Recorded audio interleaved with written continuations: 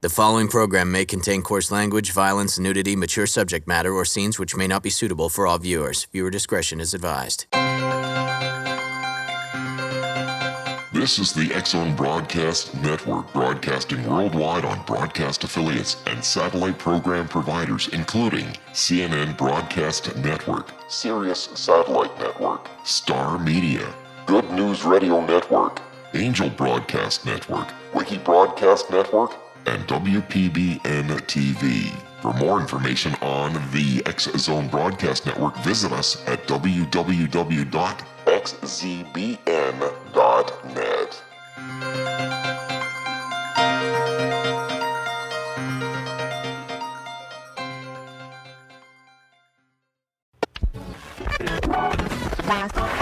All Hit Radio.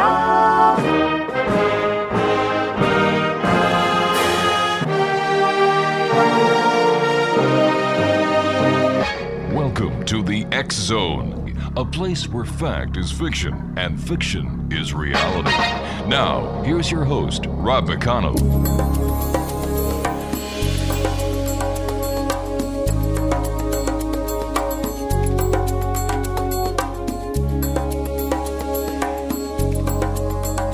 Welcome back to the X-Zone, everyone. My name is Rob McConnell, coming to you from our broadcast center in Hamilton, Ontario, Canada.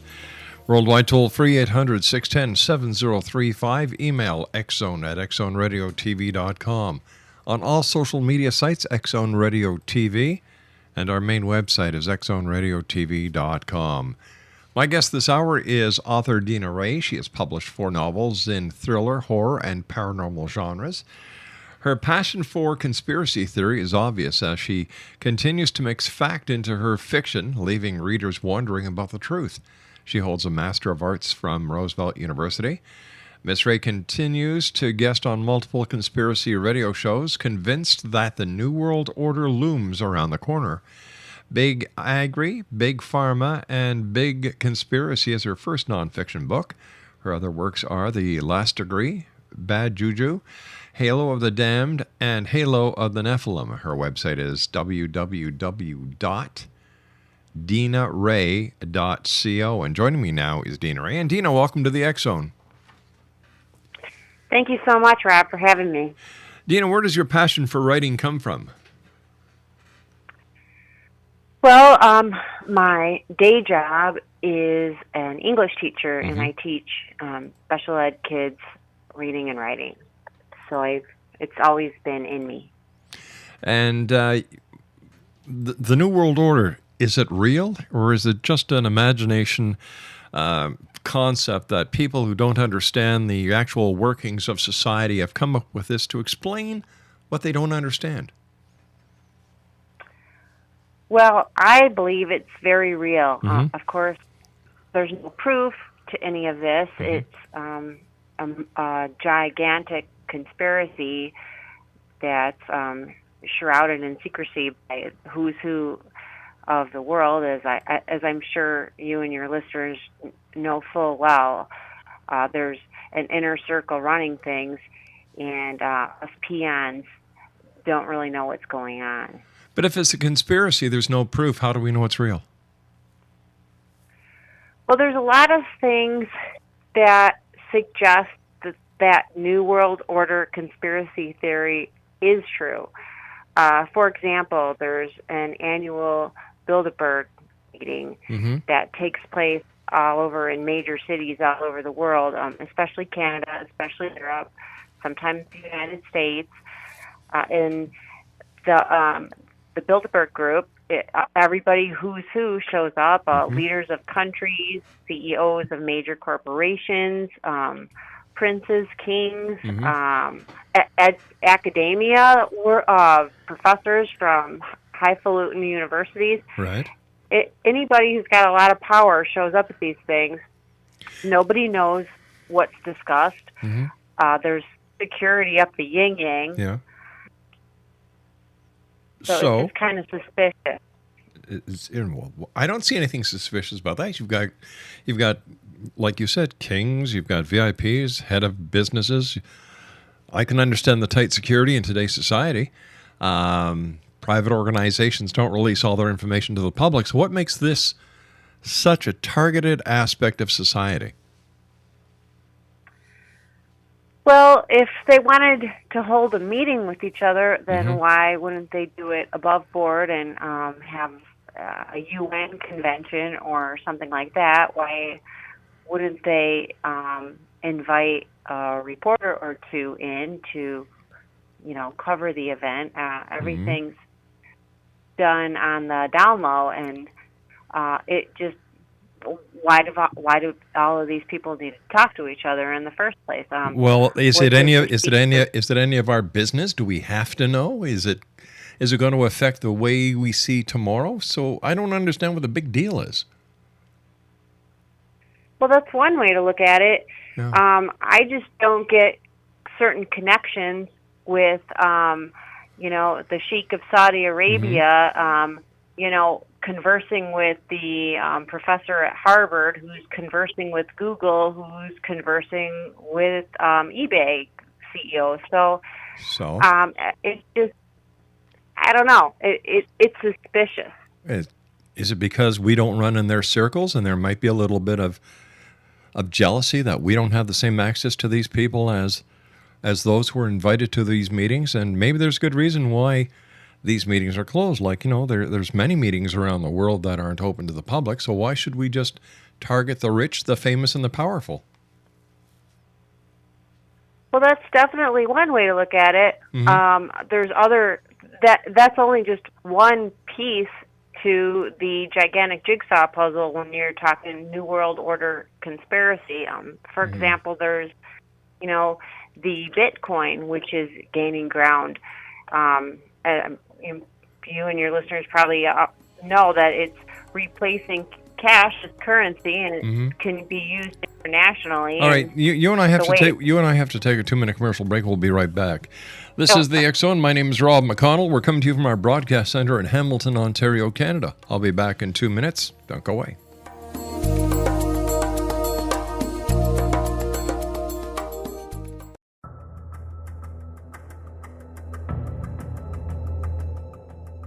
Modern Esoteric, Beyond Our Senses by Brad Olson, consummates the lifeology story about where humanity originates. It is the lost continents, the primitive wisdom, the mythos of creation, and the rethinking of ancient history as we are taught in academia. There is much more to the story than what we have been told. As this is the first book in the Esoteric series, Modern Esoteric starts at the beginning of time and accelerates up to this modern age.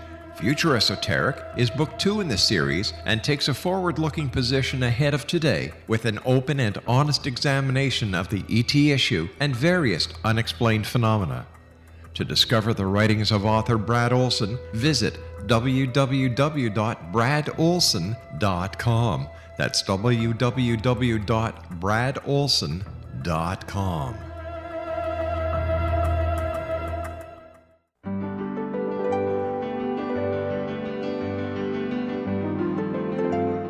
Named one of the world's greatest psychics, Elizabeth Joyce is now giving readings worldwide via Skype.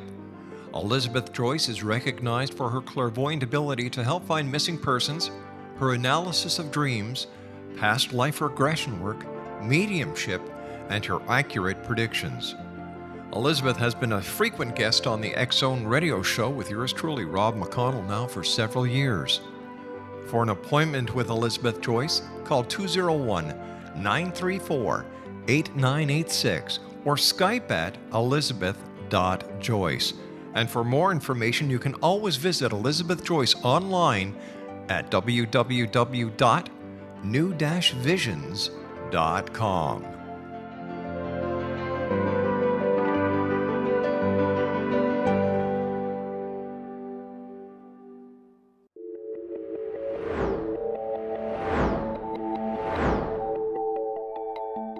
Do you have a dis-ease that you would like to alleviate through a natural means? Have you been contacted by angels, ghosts, or even extraterrestrials and want to validate these experiences? Or would you simply like to speak with someone who can help you find your life's purpose? I'm Dr. Joseph Mara, and I'm offering my services free of charge for first-time clients contacting me during the month of April. These free consultations include angel card readings, guided meditations, life coaching, and energy healing. If you have always wanted to explore these types of experiences but were skeptical or simply could not afford them, then take advantage of this free special offer. Contact me through my website, aguidinglight, spelled LITE.com, to schedule your consultation today. Until then, I offer you love, light, and laughter.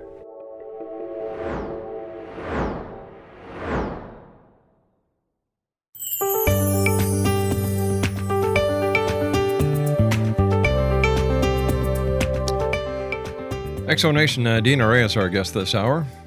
And Dina's website is dinarae.co. That's DINARAE.co. Before I went to the commercial break, Dina, we were talking about the Bitcoin, and isn't that just a sign of progress? Like, don't we want world trade? Don't we want to be able to have the freedom that electronic currency brings to one and all? It gives a better sense of security. Well, again, I mean, yes, you raise an outstanding point, but then you're hitting the nail right on the head. Mm-hmm. It provides a global way of paying for things, which is the whole crux of New World Order conspiracy. Well, world government. Yeah, but is this the crux of progress? Like, we can say the same thing then about the internet, that the internet is part of the New World Order and is part of a bigger conspiracy. And I think that people want to reach out and grasp at these straws because it gives them something to do. Like, up until now, give me one example where all of this one world currency, this one world communication has done anything wrong. Well, here's something that's a little bit more tangible. Okay. We've got UN Agenda 21. Mm-hmm. They're talking about sustainable development, which many believe is an outline in writing that describes the beginning of a one world government. And of course, many worry that there's a vague term in there that suggests that private property will be taken away. Well, the government that's something on the book. The government expropriates property now as it is. This is nothing new for state, federal, municipal governments. They do that now. What do you mean? Take away people's property? Sure they do. Sure they do. It happens every day of the year. It's nothing new. For example, if the government wants to put a road in from point A to point B, that's expropriation. That's the government. Easement. That's the same. That's the exact same thing. But they have to compensate the owners of fair market value of the land. And if you don't believe that their offer is fair market, then you can get a lawyer and get a court date and argue it. In UN Agenda 21, you don't have any of those options. But don't forget, the United Nations only applies to the states that are part of it. There are many countries who are not part of the United Nations, and there are many countries who object to everything that the United Nations says, even though they're member countries. So I don't think that you'll ever see a clean sweep. I don't know. The people who are involved in the UN are again the same people who are, in my opinion, part of the inner circle. They're the ones that have, and the ones that don't want to join the UN either have economic problems, they don't like to follow rules. They're not as developed. So you're talking about members of the UN are wannabe countries that want to have some money and countries that do have money. So what would be wrong with a one world government anyway? What would be so bad? Well, I guess I'm a Christian, so everything is wrong with a one world government. Well, what does Christianity have to do with it? Where does it say in the Bible that it can't be a one? In fact, if I'm not mistaken, doesn't the Bible talk and profess about world peace, living with our brothers, sharing?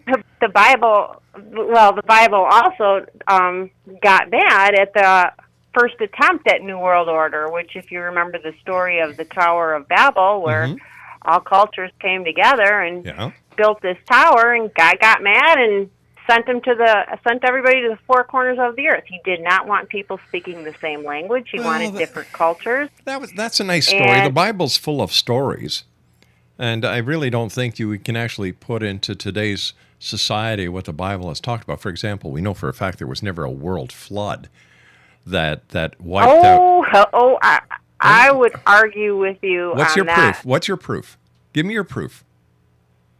Well, we've got all kinds of areas by that Mediterranean in Southern Europe and Northern Africa and the Middle East that appear to have land that appears to be flooded. Now, all right. Discovery. I agree. There are some parts that show there was a rise in the water, but there is no proof whatsoever that the entire world was covered in water. It's impossible for Noah in the Middle East to have had polar bears truck across the oceans to go into this little ark. If you look at the size of the ark compared to the number of animals on this planet and everything else that was supposed to be 2 by 2, the math doesn't work. Plus, if you were to take the entire surface of the world, cover it in water, where would the water go? Where would it evaporate? Wouldn't there be... Well, they say it recedes after... Wouldn't there be global proof of this flood, of which there's not? Oh, I don't know. They can't... There's too many people who can't figure out if there's global warming now, and we've got technology up the yin-yang, let alone thousands of years ago. They can't. There's no way they could tell. When you get down to it, historians really don't know that much about what happened thousands of years ago. Exactly, and neither do Bible That's experts. True. So how do we know? Why it's a question of faith. All right. So why don't we take the same faith that so many people have in the Bible and apply it to the human race and say, you know what? Maybe if we were to have a global government, things would work a hell of a lot better. Well, again, if you're a Christian, especially in Daniel and Revelation, they talk about when the world becomes one, there's a leader who they call the Antichrist, and that kicks off the tribulation, which is a big fear among Christians. They don't want one world. No, they believe. But don't the Christians to have one leader themselves? It's called God. So what's the difference between the rest of the population, of which Christianity is not the major religion in the world, by the way? So so big deal. So get on board with the plan. Let's go forward. Let's live together. Let's solve the problems of the world. And if you're going to hold on to the Bible as a reason why we shouldn't, man, I think it's time that we should look at the fact that maybe today's society has outgrown religion. Is there a need for religion? Or does religion cause more problems than anything else? Rob, come on. Turn on the news. If you think that religion isn't an issue, then you must not be paying attention to Hamas and Israel duking it out right now. I mean, religion is always going to be a factor. The problem with religion this is what I'm saying. Get rid of religion, period. Maybe it will be a better world. Maybe the problems in the world today are because of all the different religions. And because my backyard is greener than yours, my God is stronger than yours, my rules are better than yours. Maybe this is the problem. And if we got rid of all this, it would be a better world. Well, I would disagree with you, because in every religion there's this sense that, if you do good, you're going to get rewarded when you die. Yeah.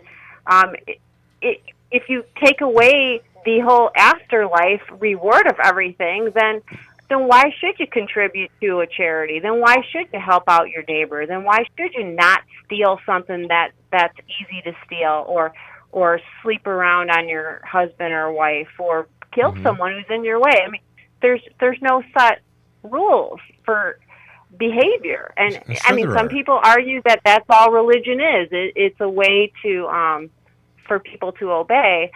But I believe that it's much, much more than that. I'm going to tell you something. The rules of religion don't apply today. It's the rules that society put forth. It's the rules that society enforces. And it's the compassion that society has for society that is going to see this world through. Because no matter what you do, if you count on religion, it'll give you some feelings of self-worth.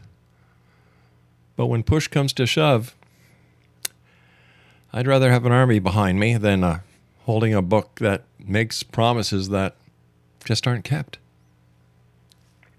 Well, let me ask you this. Sure.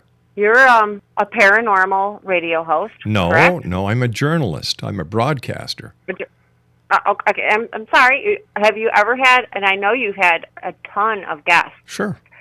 Have you ever had a guest or guests that have died on an operating table and either met some flames or rose up? I've never had the experience of having a guest on that says they've had a negative out-of-body experience or near-death experience. Never had a negative. A lot of people have come on and they've talked about how they felt good leaving the body, how they didn't want to come back, how they met a deity at the end of the tunnel, and every religion has a different deity at the end of that tunnel. You know, if you're talking to someone who's a Buddhist, they don't see Jesus at the end of the tunnel. If you talk to somebody who is a Muslim, they don't see Jesus at the end of the tunnel. They see people or entities or spirits, whatever you want to call them, that relate to their own beliefs. And when you have the atheist on, who has had a near-death experience, they see somebody from their past, one of their loved ones, at the end of the tunnel. So my experience is that a near-death experience is a personal event.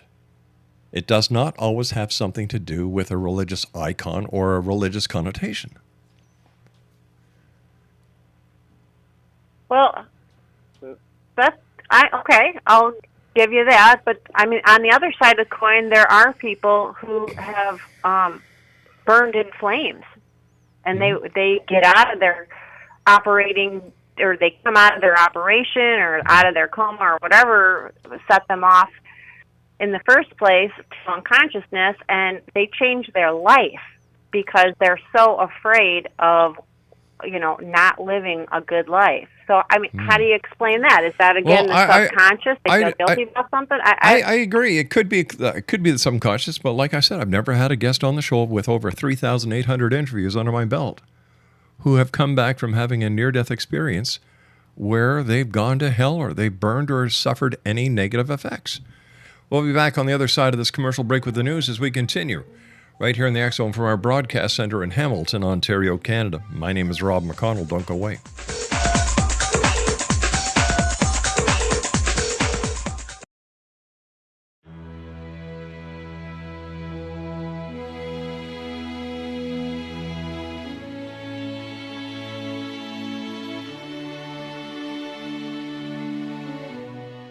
My name is Rob McConnell, and I would like to tell you about a very special lady that I have the pleasure of knowing, and that's Miss Sylvia Anthony. Sylvia Anthony believes the golden years are a time to gear up and get busy, not relax and take it easy. She has faced many hardships in her 84 years, but they have made her stronger and more determined. As founder and president of Sylvia's Haven, a shelter for women and their children near Boston, Sylvia has helped transform over 1,086 lives in the past 27 years, not only with housing, but also providing direction as to where they can go to develop the earning skills they want and need to live free from difficult domestic situations. Sylvia's Haven is everything to Sylvia Anthony, even calling it her magnificent obsession. Women who qualify for the program at Sylvia's Haven receive assistance via guidance counselors to find the appropriate job opportunity. Women and their children may remain at the housing for up to 2 years. At the end of this time, or sooner, a woman who is successfully employed and has an apartment or home may leave Sylvia's Haven to begin a new and independent life. Now this is where you come in to help make Sylvia's dream into a reality. Sylvia's dream is to have a Sylvia's Haven in every state to help as many women and their children as she can, and to help this dream come true. A crowdfunding site has been established which can be accessed at www.sylviasdream.org. Now that's www.sylviasdream.org. With your financial help and support, Sylvia Anthony will continue to help those in their time of need, not only in the Boston area, but with her dream of having a Sylvia's Haven in every state of the United States.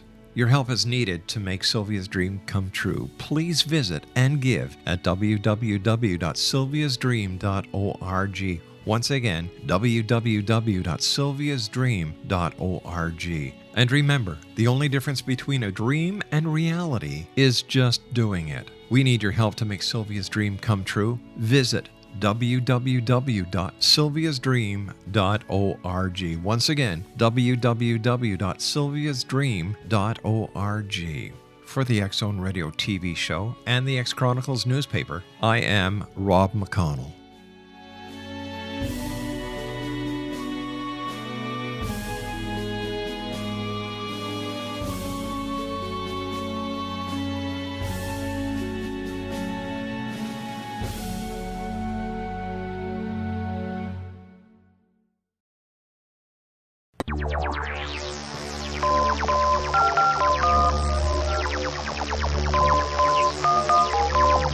Now you can dial in to listen to the X Zone Radio Show from anywhere in the world with Rob McConnell 24/7, 365 by dialing 213-401-0080. That's 213-401-0080. If you have a mobile phone or landline, the X Zone Radio Show with Rob McConnell is now at your beck and call at 213-401-0080. That's 213-401-0080, 24/7, 365.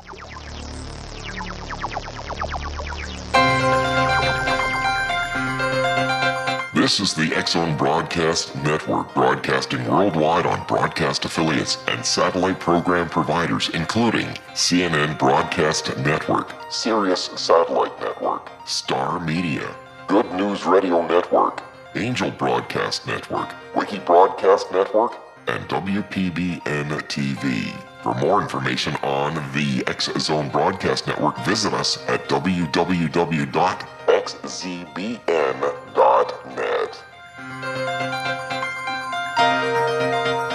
Dina Rae is my guest this hour, X Zone Nation. www.dinarae.co. That's DINARAE.co. Dina, you've got a brand new book out. It's entitled Big Pharma, Big Agri, and Big Conspiracy. What's it about?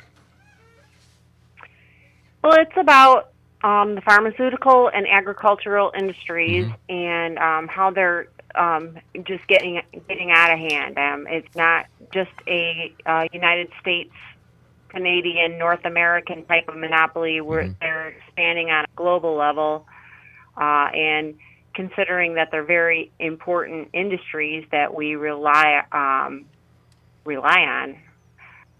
I believe that they're just getting out of control. A lot of companies get out of control. Why are you targeting these three?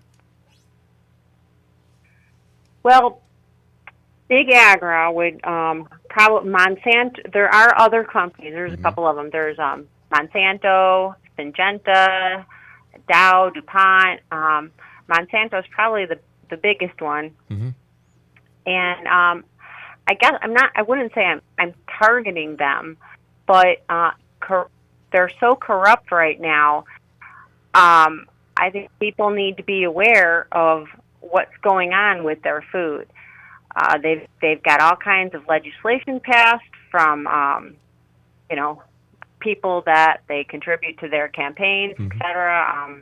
Most recently, we've got the Monsanto Act of 2013, which Obama signed into law, which basically grants them immunity. So if somebody eats their GMO food and they can prove that person died of cancer or died of something that's related to the GMO food, well, then Monsanto can't be sued. They're immune. So we've got that, and they're expanding on a global level where they're just really taking advantage of third world countries, particularly India. And I don't know if the food is safe or not. Nobody seems to want to go there.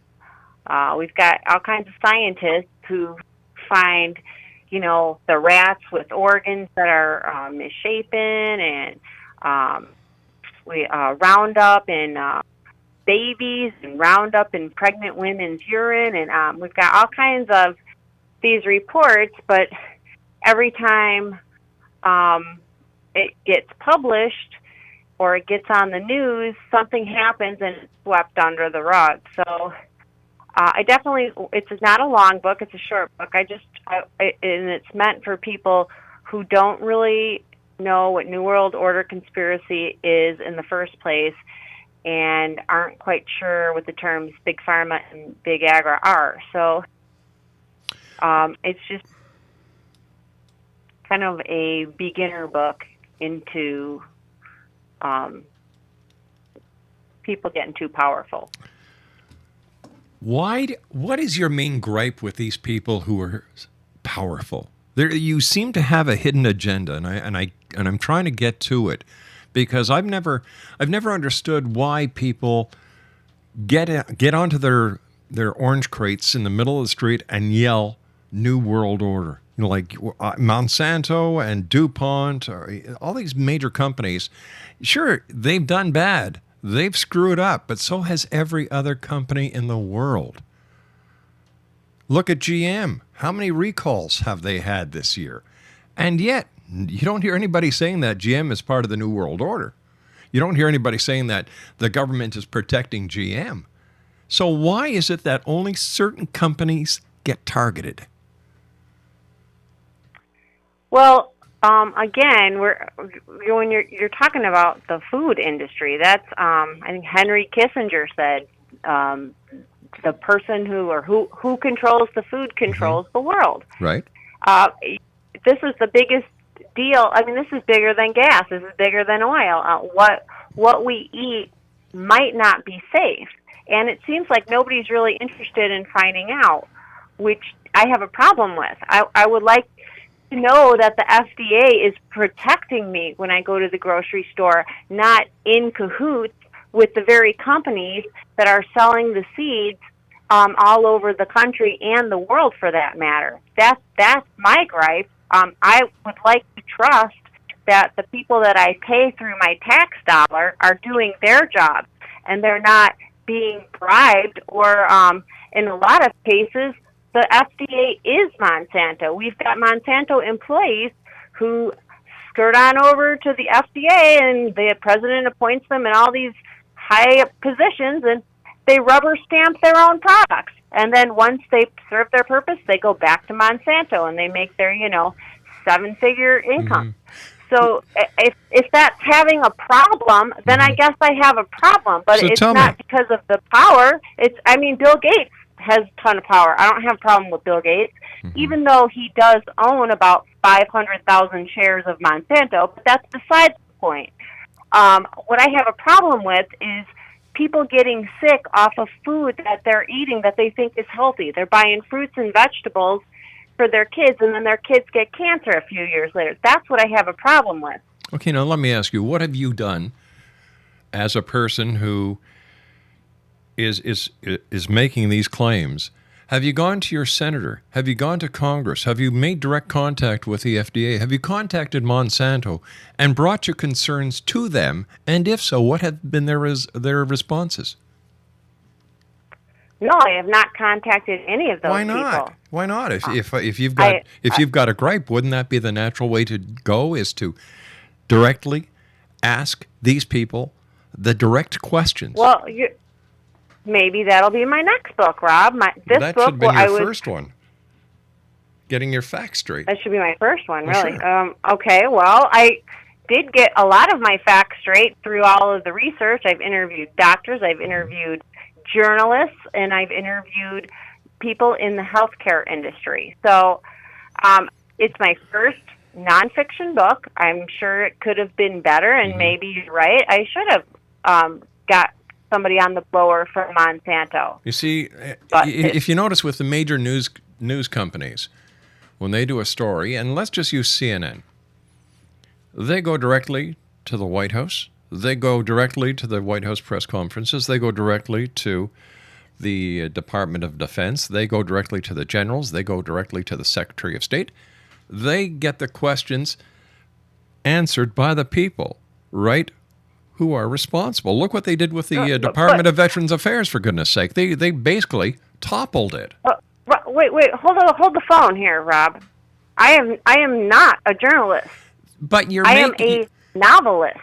There's a huge difference there. Well, not really, So, because what you're doing... You're putting expectations on me that you would put on, I don't know, Bill O'Reilly or I don't know, whoever these people are. What I'm doing is I'm challenging you as an author as to the validity of the statements you're making in your book and the statements that you're presenting to your readers based on where did you get your proof. Have you read the book?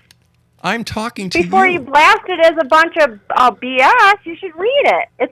I have the facts cited. I have them linked. I have a bibliography. You did not. All right, but did you go to the FDA? My sources are New York Times, CNN. It's not like these underground blogs of people who aren't in the field. What I mean, all right, your legitimate sources. Did you go? You said you did not approach anyone at Monsanto. You did not approach anyone at the FDA. No. You did not approach any senator or representative or any state legislator. I did not. Whoa! I did not approach the FDA, but plenty of information I got off of the FDA's website, and that's cited in the book. But why didn't you go directly? Ask them for a quote. Why, Well, maybe next time I will. I'm not a journalist. I don't really know how this works. Okay. I researched the topic and I wrote about it. Is it possible that people reading your book may get the wrong impression based on the information that you've supplied? Well, there's a big forward about how I'm a conspiracy buff and how this is a conspiracy theory, and I am not a doctor, so I'm hoping that they form their own opinion. Why do you think, taking the conspiracy aspect out of it, okay, as a consumer, not as a conspiracy buff here, but as a consumer, when you go shopping, do you read the labels to make sure that you don't buy anything that's not good for you, your family, or anyone that you're going to be preparing food for? More and more and more, and I'm going to tell you right here and now, it's expensive. It's expensive to eat organic. I think everybody knows that, and that's why they're not doing it, because it's expensive. And when you've got an economy where people are working a couple of jobs to make what they were making 10 years ago to put food on the table, they're not going to pay $6 for a gallon of milk. They're going to pay $3. And who cares even if they know it's loaded with bovine hormones and what else? But they just don't have the money. They don't have the money to double up their groceries. They're barely making ends meet, and I get that. It seems like people are playing Russian roulette with the food that they're ingesting because they don't want to spend the extra buck for the food that's better for them. Well, some of them don't even know about it. A lot of people I talked to didn't even know what a GMO was. So I don't know why the news... if anything, you want to talk about fair journalism, well, how come we don't have more journalists on TV talking about GMOs and what they are, and talking about organic food, and talking about why it's not on the label if a food's filled with GMOs? What research has been done on GMOs that prove that there is a concern that should be shared with the consumers?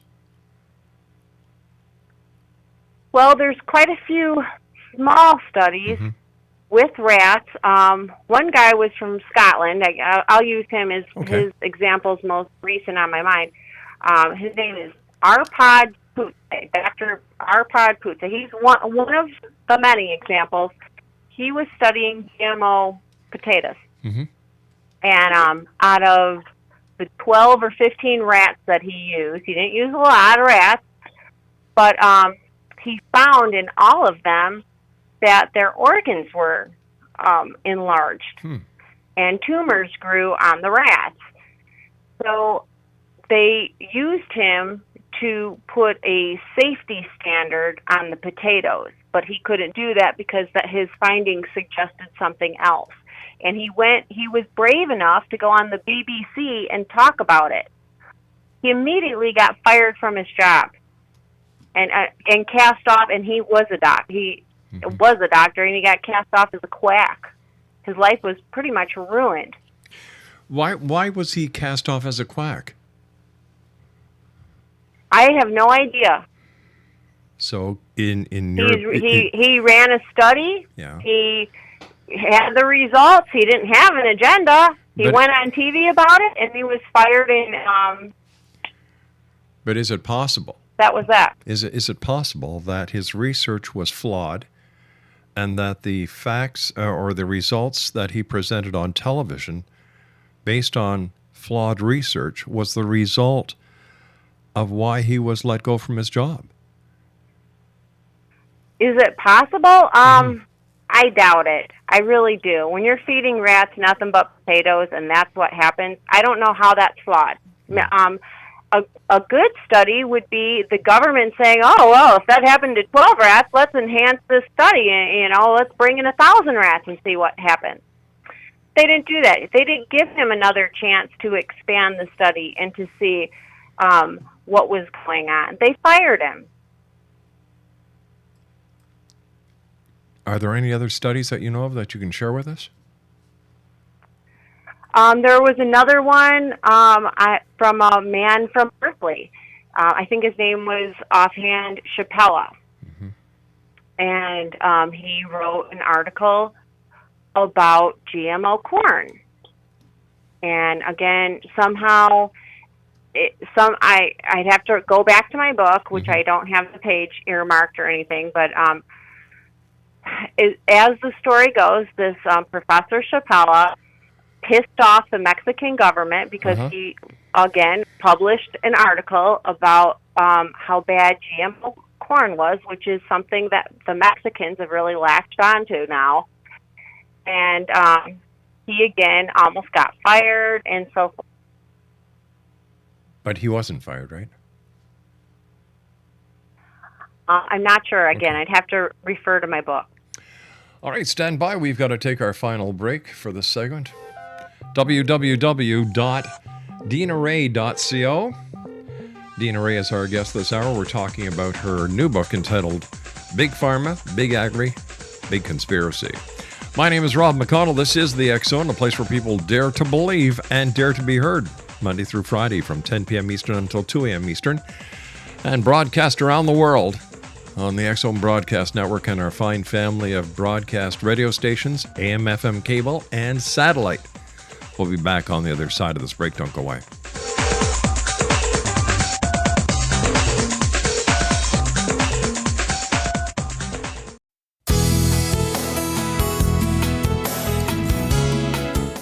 With each new extreme weather event or terrorist act, it becomes increasingly obvious that we live in uncertain and challenging times. We all buy car insurance. Why not collapse and catastrophe insurance? Matthew Stein, an MIT-trained engineer and green builder, has written 2 outstanding books to help people prepare, plan for, and deal with everything from minor situations lasting a few days to full-on collapse. Matt's first book, When Technology Fails, is a manual for self-reliance, sustainable living, and surviving the long emergency. This massive book covers the gamut from first aid and emergency preparedness to alternative healing, renewable energy, primitive living skills, and 18th century technologies that could be critical to your comfort and survival in a long-lasting crisis. Matt's second book, When Disaster Strikes, is a comprehensive emergency preparedness handbook and survival guide. When Disaster Strikes is an essential item for every family's go bag. Both books are available at all usual sources. There's a wealth of totally free information posted at whentechfails.com, and author-signed copies may be purchased at mattstein.com. That's www.whentechfails.com and www.matstein.com.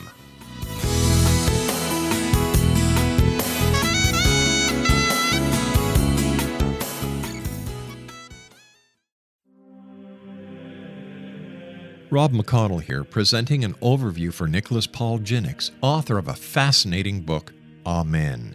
It presents facts revealed by Egyptologists, facts that enable us to understand why Amen is the beginning of creation of God. It provides recommendations for religious leaders of the major religions to unify their beliefs and teach the Word of God. Love one another. Amen informs people how mankind conceived God. It was the Egyptians that developed the concepts of a soul, a hereafter, and Son of God. And finally, after the worship of many gods, they conceived the belief in one universal God, the maker of all there is. For more information, visit www.futureofgodamen.com. That's www.futureofgodamen.com.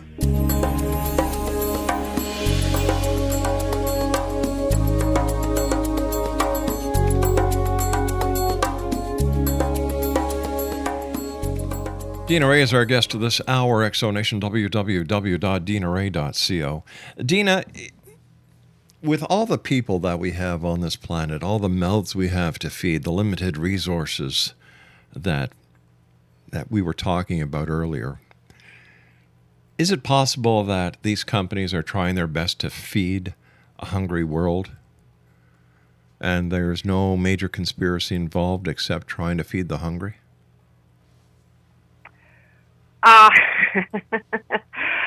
Well, that's what they claim, because, again, they're injecting genes to, make, for example, strawberries frost resistant. So a freeze won't, kill a crop of strawberries. Or they're injecting genes to make a salmon, like they call them frankenfish. A salmon weigh, 40 pounds.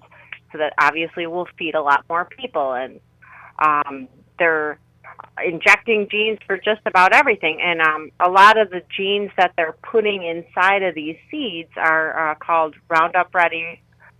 They're Roundup Ready, meaning that they've got seed in there that you don't have to dump Roundup on the plants anymore. The bug will eat the plant, and their stomach will burst because it's in the DNA of the plant. So the bugs are getting resistant to these plants, and we're getting superbugs. But you're right. That's what they're claiming, that they'll feed more people. But a lot of times their seeds don't work.